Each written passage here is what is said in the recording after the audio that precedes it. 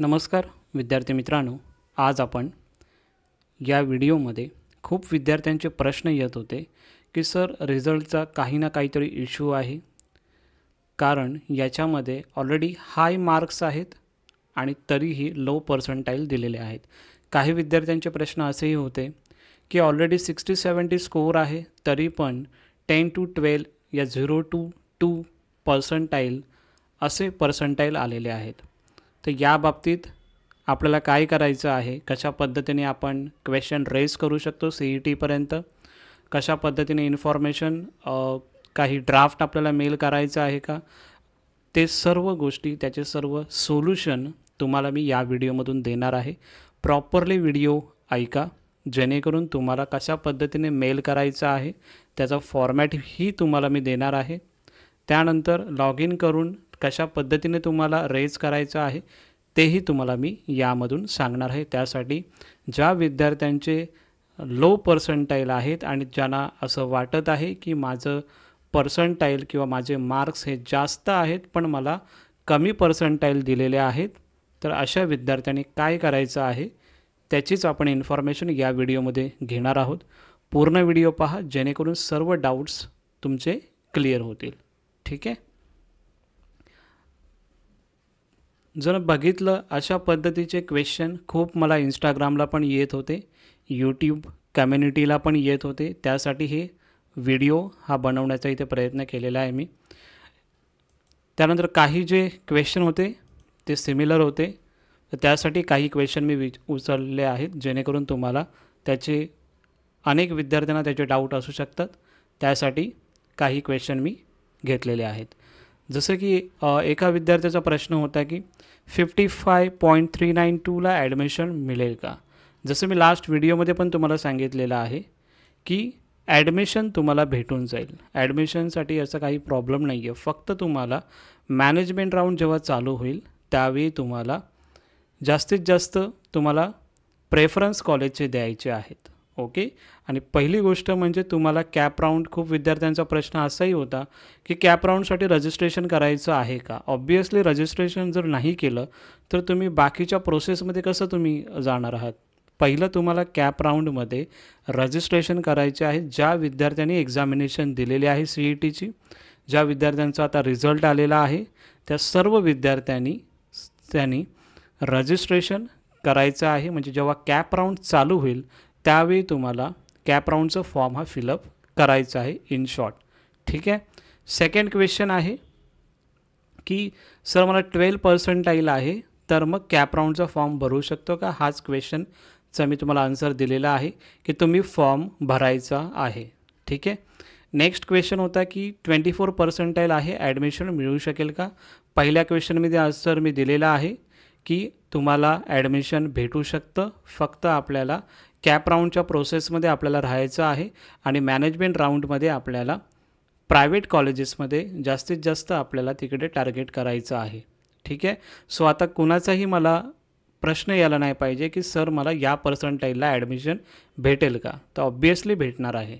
ठीक आहे, त्यानंतर काही 85.76 पर्सेंटाईल आहे तर ॲडमिशन भेटेल का, भेटून जाईल।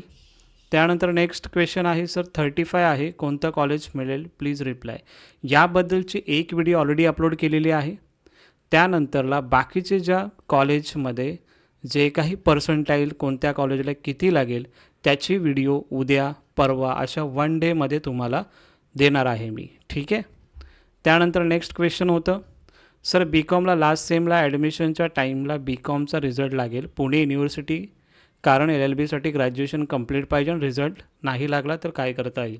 रिझल्ट हा तुमचा लागणार आहे आणि याची कल्पना CETला असते, कारण की लास्ट इयरचे ऑलरेडी जे ग्रॅज्युएशनचे स्टुडंट होते त्यांना प्रॉपरली जेव्हा रिझल्ट लागला त्याच्यानंतरच कॅपची प्रोसेसची जी आहे त्या सर्व गोष्टी चालू झाल्या होत्या आणि रिझल्टपर्यंत तुमचं वेटिंग करतात। सो तुम्हाला CETमध्ये जर तुमचा रिझल्ट लागला किंवा लागला नाही तर त्यामध्ये असं काही प्रॉब्लेम येणार नाही आहे। तुमचा रिझल्ट जो आहे CETलाही माहिती आहे, सो तुमचा पर्टिक्युलर जो तुमचा रिझल्ट जूनमध्ये वगैरे असा लागतो तर तुमचा ऑलरेडी ती प्रोसेस आपली चालू आहे। सो अजून जे काही कॉलेजेसमध्ये जायचं आहे तुम्हाला व्हिजिटला, तर तुम्हाला जूनपर्यंतच जायचं आहे. सो मेच्या एंडिंगमध्ये तुम्हाला तुमचा रिझल्ट किंवा जूनच्या फर्स्ट वीकमध्ये तुमचा रिझल्ट हा लागून जाईल. ठीक आहे. सो त्यामध्ये काही प्रॉब्लेम नाही आहे. नेक्स्ट क्वेश्चन आहे, सर मला 72 स्कोर आहे आणि 38% आले तर ॲडमिशन भेटेल का? भेटेल ॲडमिशन. हा क्वेश्चन मी सांगितलेला आहे. 29 आहे तर ॲडमिशन मिळेल का? भेटेल. आणि सर माझे स्कोर खूप कमी दाखवत आहे तर माझं ॲडमिशन होणार का? ऑब्वियसली होणार आहे. जसं मी तुम्हाला आता सांगितलेलं आहे, ज्या विद्यार्थ्यांचा कमी पर्सेंटाईल आहे त्या विद्यार्थ्यांना कॉलेज अलॉट होण्याचे चान्सेस आहेत. त्यांनी कॅप राऊंडचे जेव्हा चालू होईल त्यावेळी ॲप्लिकेशन तुम्हाला फिलअप करायचं आहे. ठीक आहे. त्यानंतर आता आपण ॲड्रेस करूया की ज्या विद्यार्थ्यांचे स्कोर चांगले आहेत तरीही त्यांना कमी पर्सेंटाईल आलेले आहेत, अशा विद्यार्थ्यांनी काय करायचं आहे? पहिली गोष्ट म्हणजे जे विद्यार्थी कमी स्कोर आहे किंवा कमी पर्सेंटाईल आहे त्यांनी पहिलं रिस्पॉन्स शीट तुम्ही डाउनलोड केलेली होती का ते पहिलं बघा.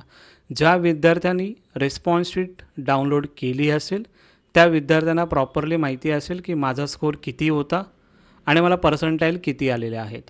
सो त्यावरून तुम्ही तुमच्या रिस्पॉन्स शीटवरून तुम्ही तुमचं स्कोर काढू शकता. आणि ज्या विद्यार्थ्यांकडे रिस्पॉन्स शीट नसेल त्या विद्यार्थ्यांनी आता फक्त मी जे सांगणार आहे, मेल करायचं आहे, कॉल करायचा आहे आणि कशा पद्धतीने रेज करायचं आहे ते तुम्हाला मी सांगणार. आणि ज्यांच्याकडे रिस्पॉन्स शीट आहे त्या विद्यार्थ्यांनासुद्धा जे मी आता सांगत आहे ते तुम्हाला फॉलो करायचं आहे. ठीक आहे. त्यानंतर हा एक प्रश्न होता की less than 60% can I get admission. आता मी हा क्वेश्चन सांगितलेला आहे. याचा आन्सर की सर्व विद्यार्थ्यांना ॲडमिशन भेटून जाईल. बट एवढंच असतं, CETच्या जागा कमी असतात. सो डिपेंड करतं, काही विद्यार्थ्यांना कॉलेज अलॉट होईल, काही विद्यार्थ्यांना कॉलेज अलॉट होणार नाही. बट जे विद्यार्थी आपल्या चॅनलला आहेत त्यांना कशा पद्धतीने कॉलेज भेटेल याची पूर्ण इन्फॉर्मेशन मी तुम्हाला यामधून देणारच आहे. ठीक आहे. नेक्स्ट आता आपण बघूया की ज्यांचे चांगला स्कोर आहे आणि लो पर्सेंटाईल आहे त्यांच्यासाठी सोल्युशन काय आहे. तर आपल्याकडे 3 सोल्युशन आहेत यामध्ये. एक सोल्युशन आहे, तुम्हाला या नंबरवर तुम्हाला कॉन्टॅक्ट करायचे आहेत. म्हणजे हे जे नंबर दिलेले आहे त्या नंबरवर तुम्हाला कॉन्टॅक्ट करायचं आहे आणि तिकडे सांगायचं आहे की माझा ऑलरेडी जो स्कोर आहे तो एवढा होता आणि मला पर्सेंटाईल एवढं आलेलं आहे. तर मग यामध्ये मी काय करू शकतो किंवा जे काही रोल नंबर वगैरे समजा त्याने जर मागितलं तर ते तुम्हाला प्रोव्हाइड करावं लागणार आहे. ते तुम्हाला इन्फॉर्मेशन इकडे कॉल करून तुम्हाला भेटून जाईल.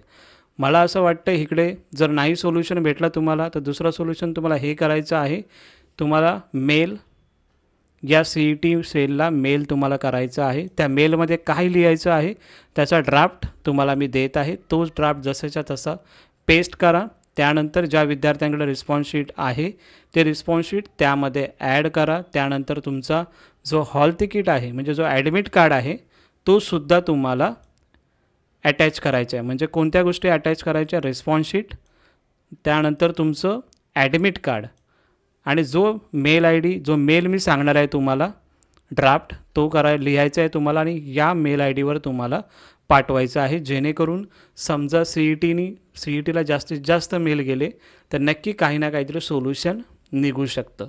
सो ज्या विद्यार्थ्यांचं स्कोर चांगला आहे, कमी पर्सेंटाईल आहे त्या विद्यार्थ्यांनी काय करायचं आहे हे तुम्हाला मी सांगत आहे. आता थर्ड आहे, तुम्हाला तुमच्या इकडे you can log in a portal. म्हणजे तुमचं जे लॉग इन आहे ते पोर्टल तुम्हाला लॉग इन करायचं आहे आणि हेल्प डेस्कमधून तुम्हाला रेज करायचं आहे. थर्ड जो नंबर आहे कशा पद्धतीने करायचं आहे ते तुम्हाला आता मी सांगतो. असं लॉग इन तुम्हाला करायचं आहे तुमचं पोर्टल लॉग इन केल्याच्यानंतर हेल्प डेस्कचा ऑप्शन आहे तिथे तुम्हाला क्लिक करायचं आहे. हेल्प डेस्कच्या ऑप्शनमध्ये क्लिक केल्याच्यानंतर त्यानंतर तुम्हाला CET हेल्प डेस्क यावरती सिलेक्ट करायचं आहे. यामध्ये तुमचं जे LLB 3 इयरचा कोर्स आहे तो तुम्हाला टाकायचा आहे.